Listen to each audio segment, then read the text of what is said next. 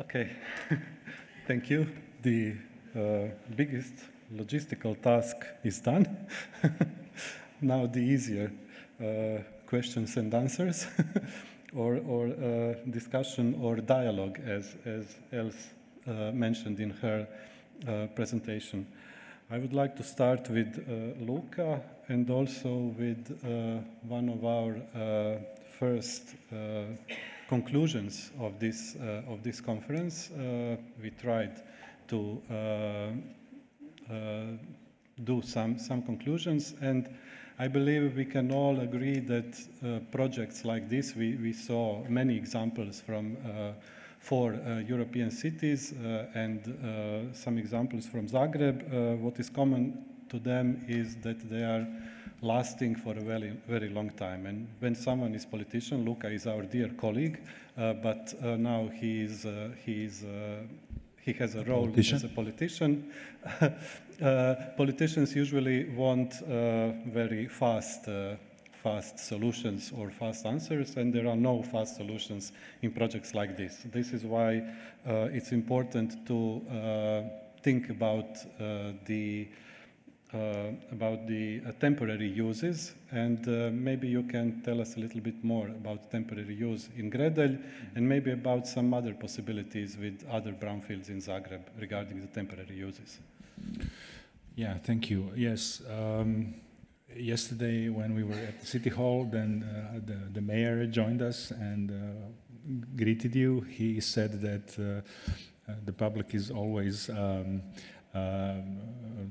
looking for the quick solutions, right?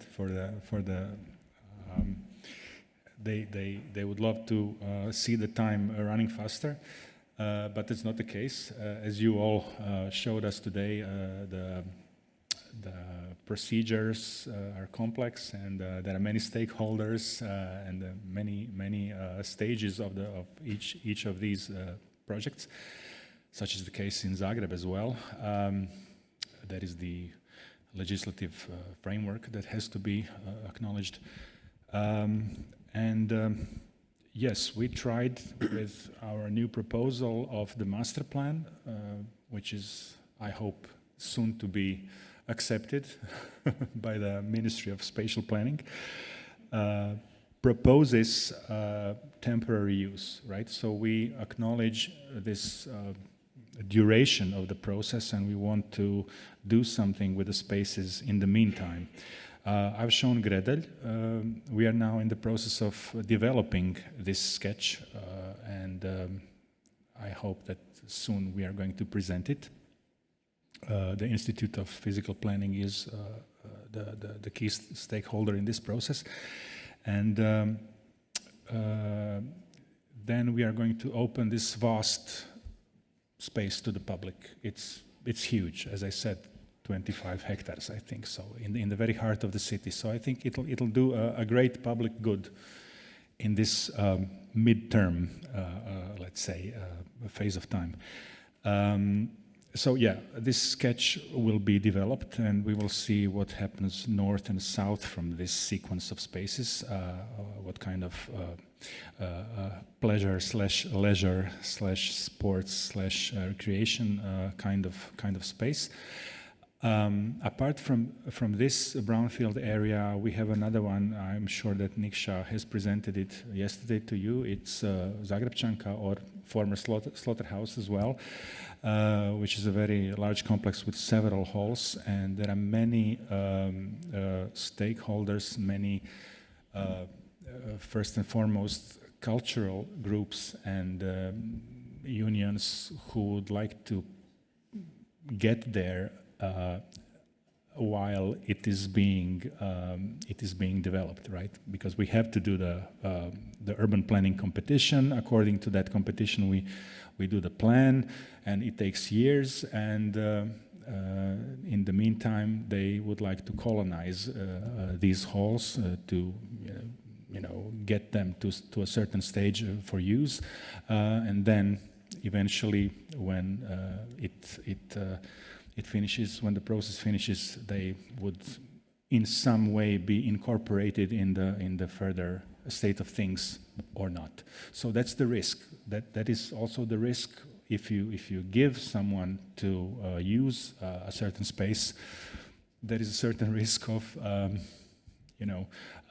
you are kind of, you predefined the use to a certain extent because it becomes, complicated when in the following stages of the project you have to bring some decisions. So yes, these two, so Gredelj and Zagrebčanka, I think are the most important examples of temporary use. Thank you, and I would like to continue with the main topic related to Gredelj, and that is namely the cooperation with the state railways or the infrastructure of the state level. Both our colleagues from Budapest and from Vienna showed us some examples of brownfields that also included redevelopment along the lines of the railway or of the land owned by the railway. So if you could tell us more about this cooperation with the state railway company, and what is the role or what is the power of the city in negotiating such things as at which height level the railway will be in the end, where the station will be, or what the uses of the land owned by the railway in the end will be. So Zoltan and Bernard.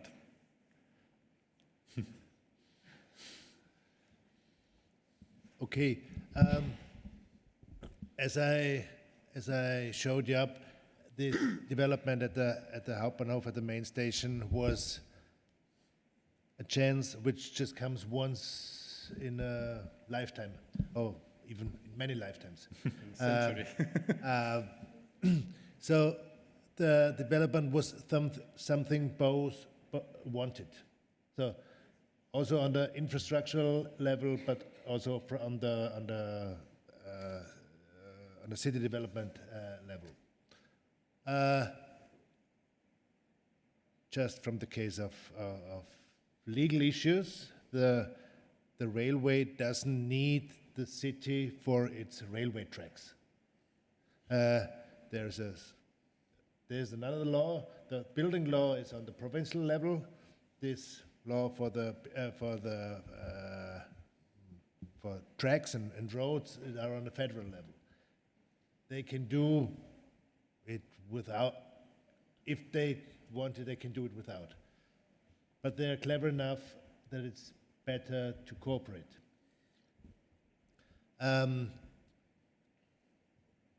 But on the other hand, they needed the city of Vienna by developing the rest of the land. And therefore, it's one thing what is the law, and another thing what you do. You should not act against the law, but there is it's not against the law to talk with each other, to look for common solutions, to ask the other, what do you need, what's important for you, how can we do. And well, we have now, well, actually this project was the initial act, but we are in very good cooperation with the Austrian Railway Corporation. We have twice a year big meetings, big show fix with a lot of departments from the city of Vienna, from the bridges, the roads, city development, and so on, and also from the Austrian Railway, because they also have many different problems, and their problems is not just on a technical point of view, but there are a lot of, they have people who complain against the thing. We can help them to make arguments and all this stuff. And well, we both know that it's much easier if we work together than we work against each other. And there is a trust also in one another. And in the end, there are more advantages than disadvantages for both sides. I just wanted to ask maybe a small thing you just had with the temporary uses. At the Hauptbahnhof, we didn't do that at all, unfortunately. In the next station at Nordbahnhof, there is a listed small building, and beside there was a logistic area, just small things left, but with this listed building, it was a very nice patio. And we knew that the one building should remain, the other is in a bad condition from a technical view and is standing in the park. But there was the university, the architectural faculty, said, well, we can use it maybe for 2 or 3 years. And when we started with the project, there was also a lot of skepticism against. There were high-rise buildings and all this stuff. But the people just knew it from the newspapers and stuff. And then what the Technical University, they started with also with summer cinema things. They had parties, they had concerts, they had basketball things. And it started that people came in the plot who never had been there. And they were interested, oh, what is doing there? Oh, and a party is much, much more comfortable than an event organized by the city department for urban planning, where you can look on plans on the mirror and get a little bit of water. And so, and with this temporary use, you can start with an upgrade of the area, not in a technical way, but in how it becomes a space within the city. It gets an image. And therefore, I think you have to look at a use which gives more worthy, which makes the plot more worthy.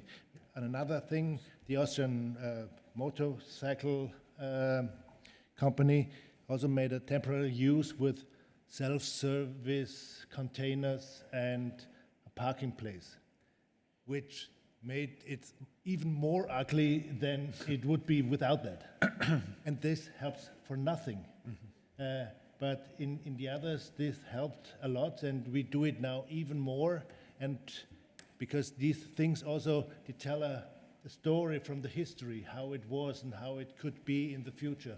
So I think that could be really an instrument for working in urban development, especially if there are some uncertain things. I don't know if it's here in Vienna, a lot of independent small groups out of theater, music, are looking for some space they couldn't afford. They have a lot of creativity, yes, very few money.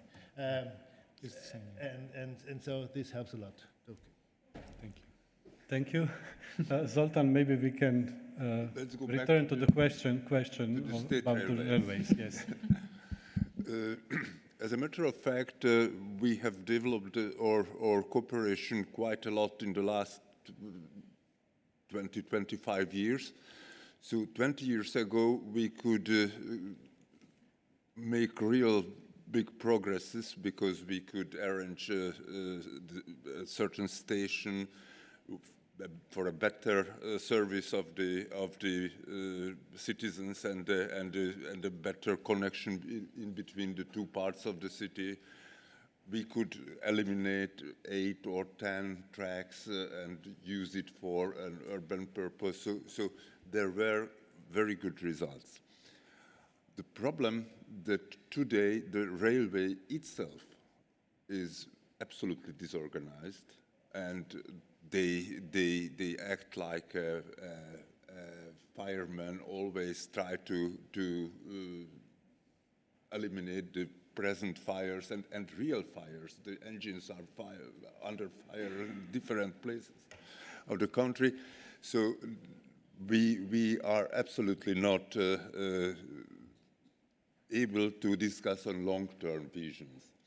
Although there was a certain project for Budapest, the so-called Budapest agglomeration railway strategy, where it was what was something for 20-25 years, a general plan with new train stops where one can exchange with the metro, with the tram, etc., etc. So a lot of small-scale and large-scale developments we had. But at the moment, the Ministry of Transport dislikes Budapest, and all Budapest developments are with a red X marked on the list. So we cannot speak too much about real cooperation. What I see that professionals, those engineers, architects, or specialists who are working with me or with my colleagues, we can work together. We understand each other, but politically it absolutely cut in two or three or cut into every pieces not to be able to work. In this case, I can tell you that I have a success because I was asked about the color of the Danube Bridge reconstruction, and I could propose a grayish silverish white, and the grayish silverish white is used on this 3-kilometer section. So I am happy, but there are a lot of things to change and lot of things to be on a larger scale to be present. For example, we have a problem about the noise barriers. Noise barriers are terrible. They are necessary. They are normal that we have today because the noise disturbs the residents, but not in that form. And we tried to persuade them to work out a new kind of noise reduction system, a lower one, just closer to the wheels and the tracks. And it was not accepted. So even the newest developments will have an obstacle in the cityscape. That's one example. I'm afraid your experience with the state railway is really very similar with our experience with the state railway of Croatia, but let's hope things develop in a more better way towards cooperation and dialogue. Your note about the color of the bridge brings us to the topic of architectural quality. So I would like to ask our colleague from Barcelona about the quality of public spaces. I mean, Barcelona has been for a long time really a role in terms of its high quality of its public spaces. And in your presentation, you mentioned that private developers are building streets that then they need to give to the city, and you are looking for the high quality of such spaces. Is there a certain code within the city documents, or is it done in terms of some softer guidelines that they need to follow? How do you achieve high quality public spaces, especially in such developments that are not direct investment of the city? Yeah, let me start saying that probably public space is the most important urban asset in the city of Barcelona because of its urban fabric. You saw before the compactness, the high compactness of the city. So every public space square meter is essential in a city of Barcelona with high density. And this is why from the first democratic city council in 1979, after the dictatorship in Spain, public space became the most, I would say, most important strategy in order to renew the city. Believing that improving public space, you were creating a fair city for everyone. And it was the moment that was decided that the same standard qualities of public space should be implemented all around the city. regardless the kind of neighborhood.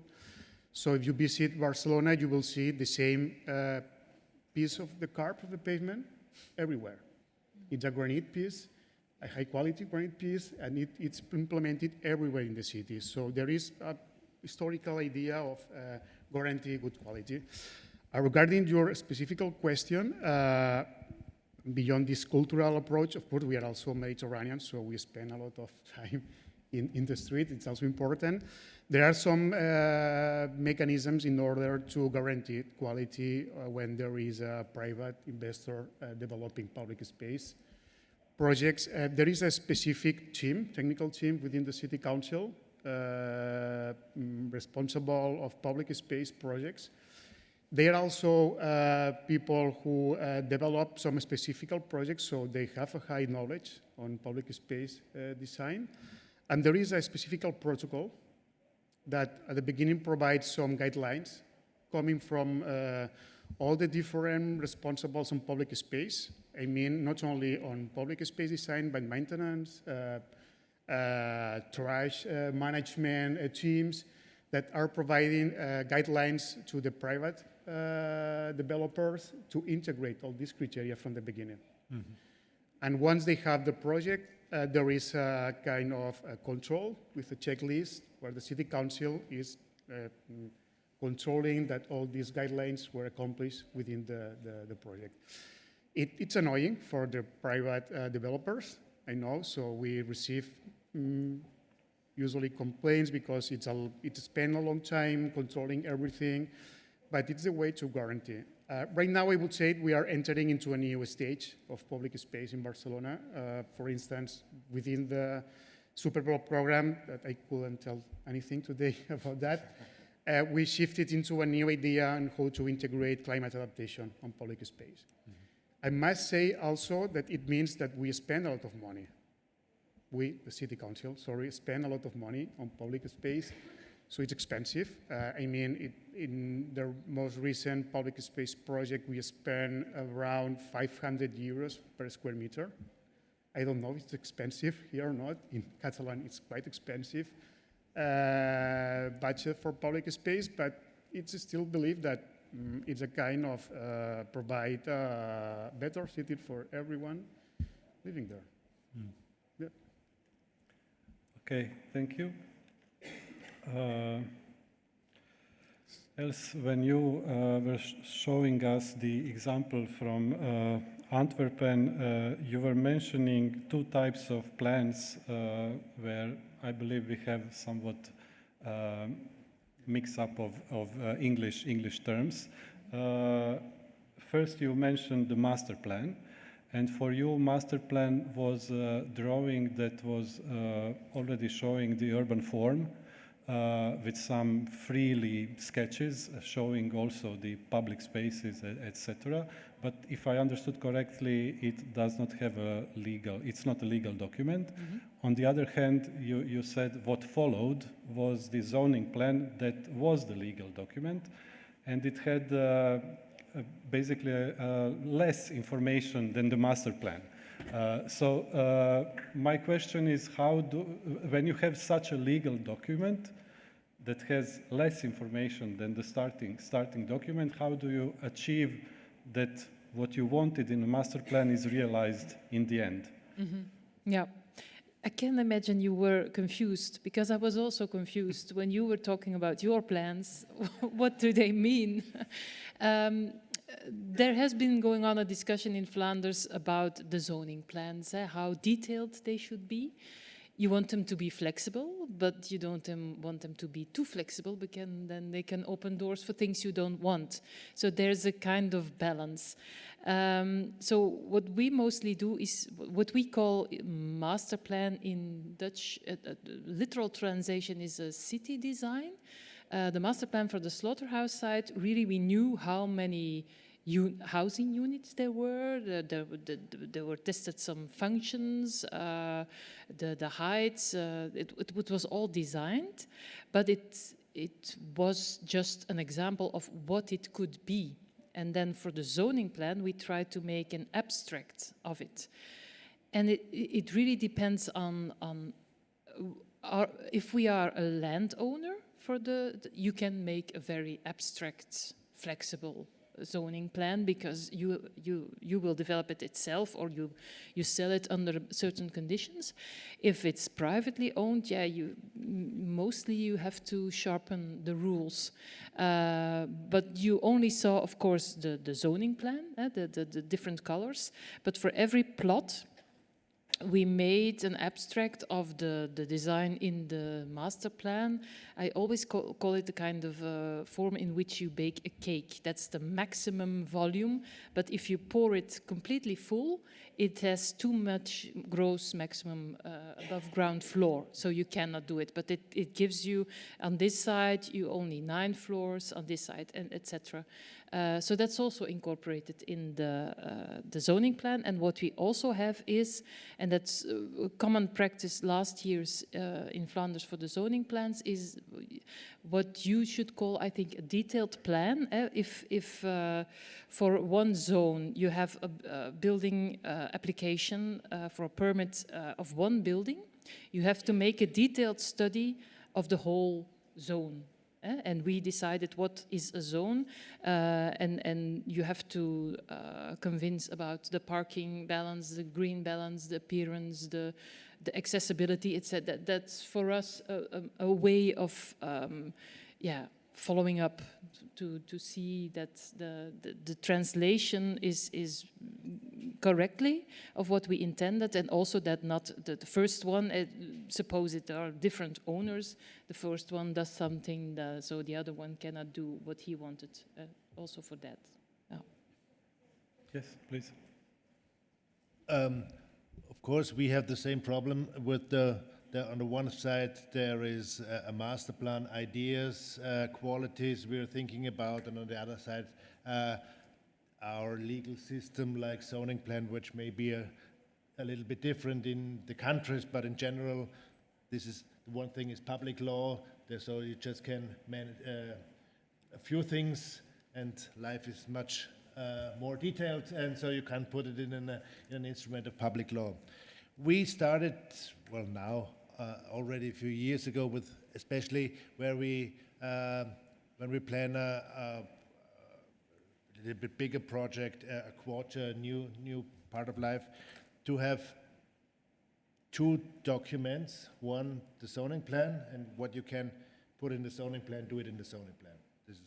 But on the other side, we also make a document which has no legal character, but when you do it like we say a catalog of qualities, it's a master plan, however, you describe what you want, and we make an agreement with the developer or with the landowner and say, this is the quality, the catalog of qualities, which is the basis of our common development. But we know there will be changes.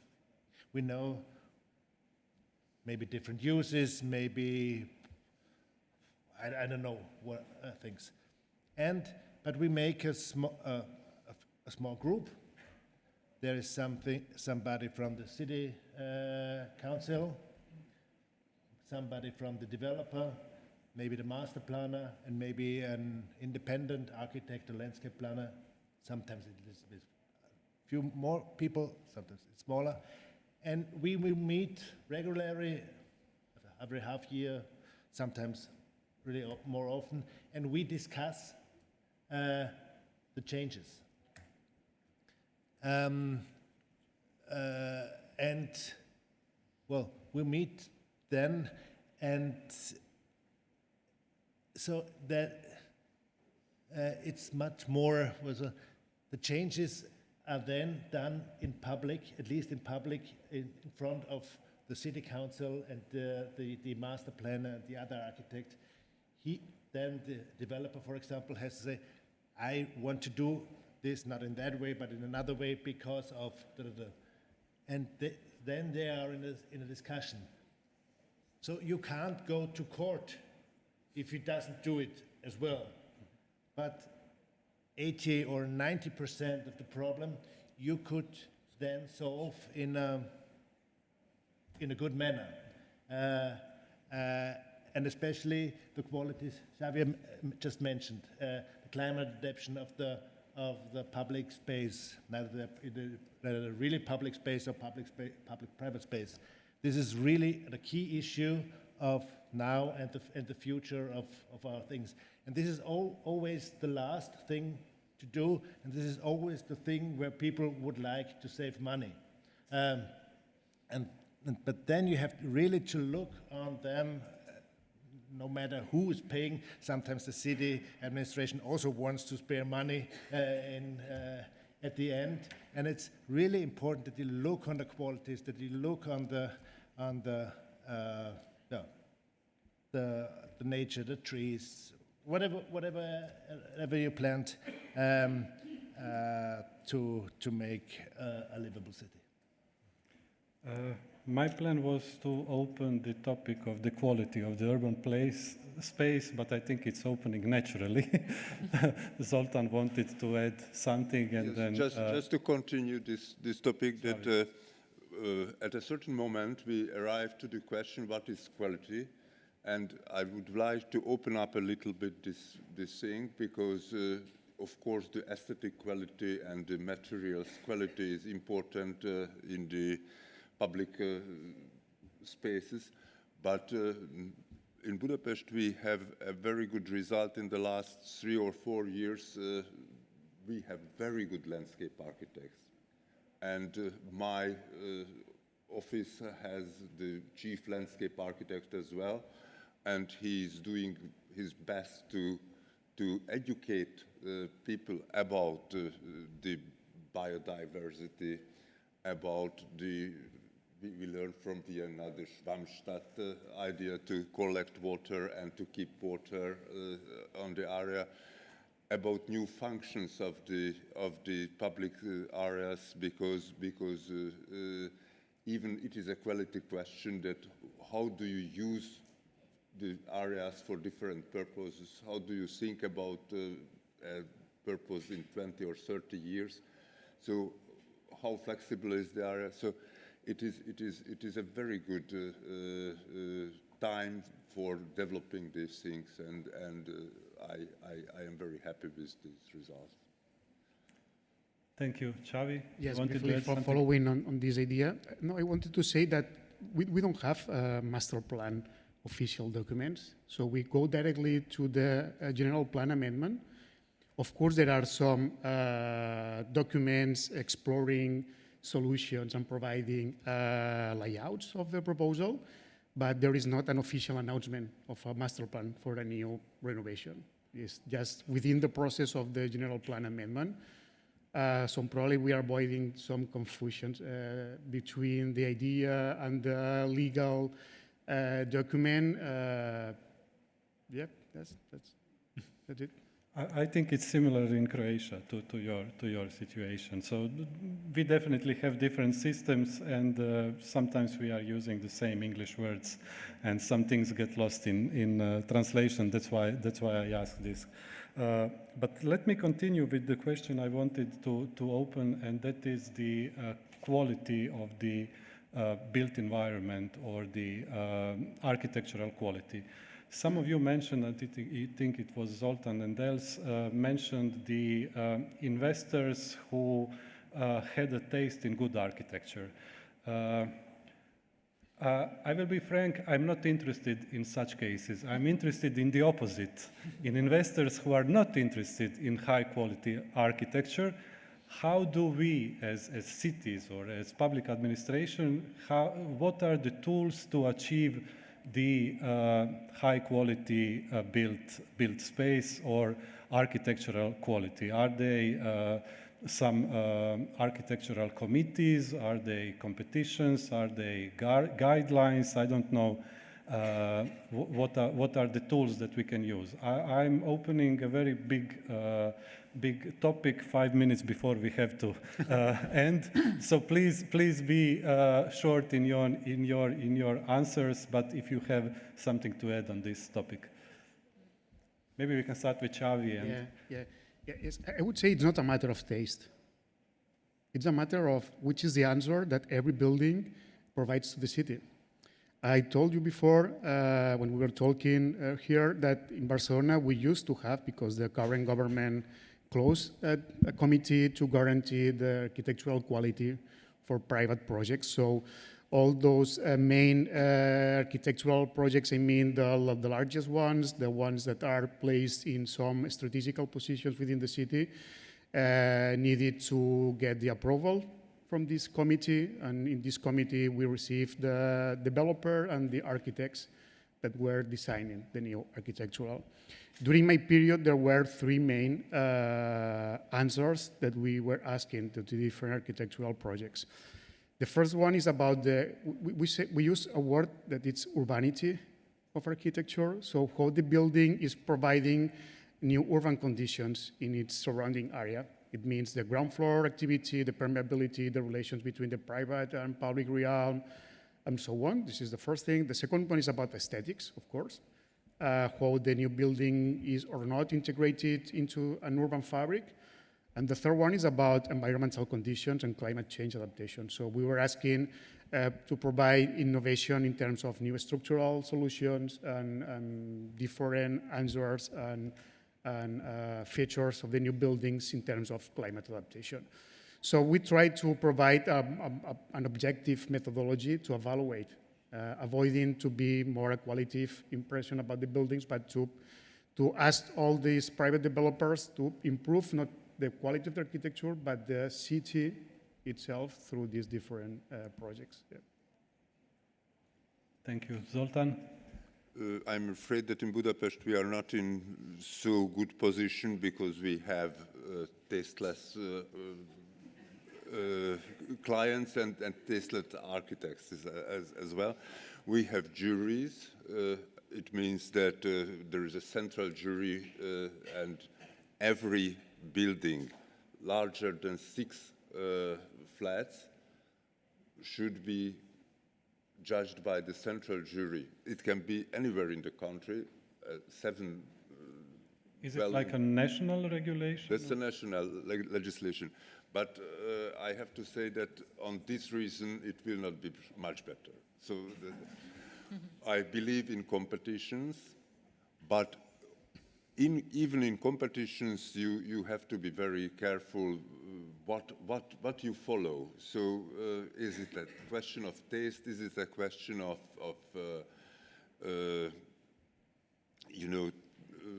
daily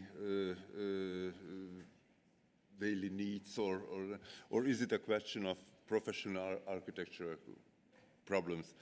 And I have been part of juries like this, very good projects, but even if you have no good entries, you cannot choose. You can choose the best, but even then the best is not revolutionary or not good enough. Then it will be constructed. So because the competition is a part of a procurement system. Yes, we are aware of this. Else?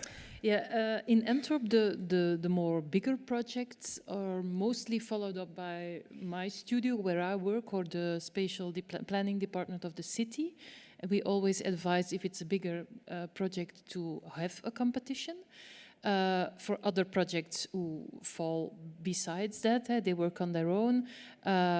We have a very elaborate apparatus of advising the applications for a building permit. And people also know, investors also know, they have to pass there a few times. And if they see it's not getting better, we have the quality chamber of the city architect, and they guide them to there to propose their project, and they get an advice.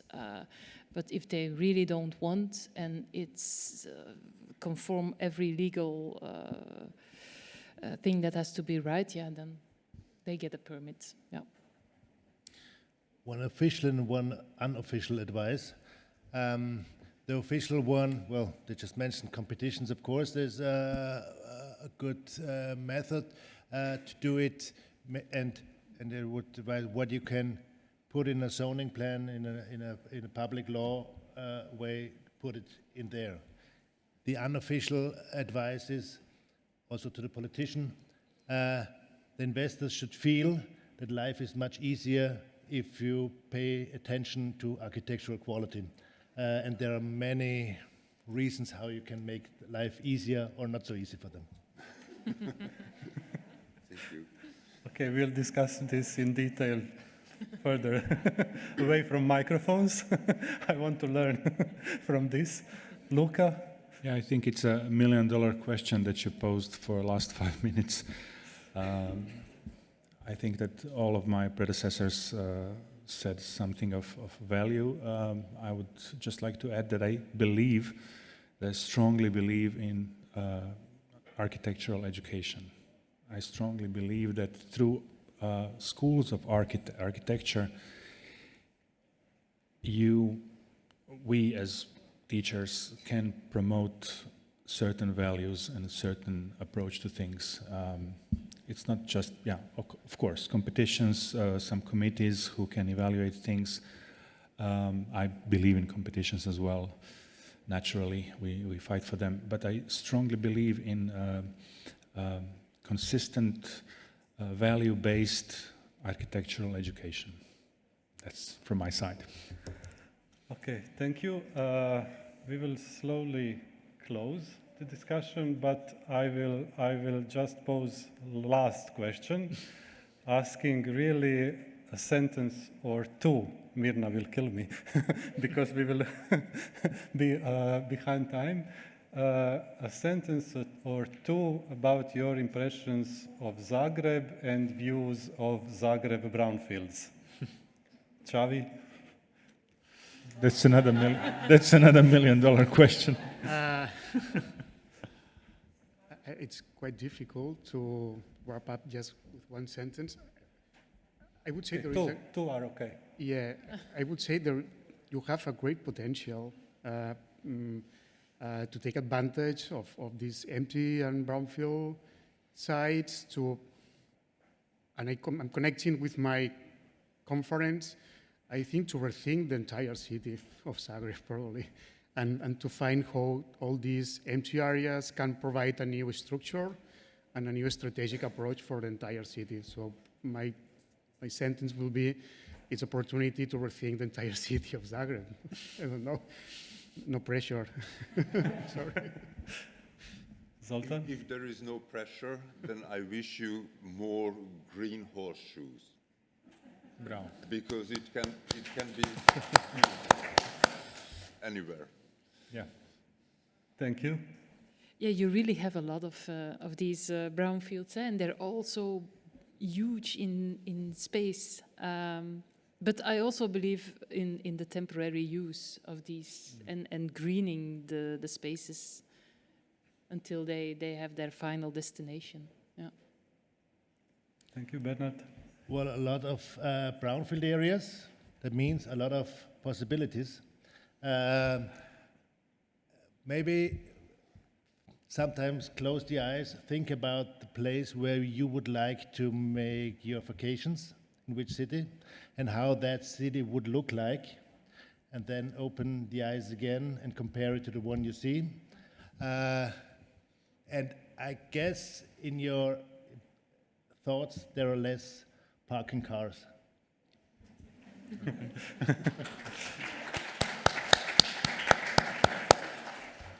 Thank you.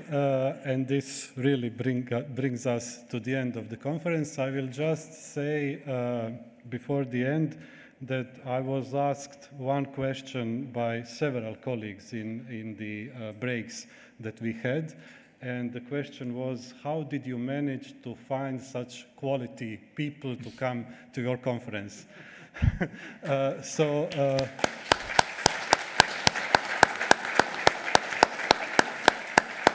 I really must thank to all of our speakers from Barcelona, from Budapest, Antwerp, and Vienna, and really thank you for your contributions, both in our booklet and in today's discussions, your presentation and discussion. It's really been valuable exchange of ideas and knowledge, and I'm sure that we will use some of these ideas in our future work. So really thank you a lot for coming to Zagreb and being part of this conference. I hvala svima i koji ste slušali konferenciju i evo do neke druge prilike.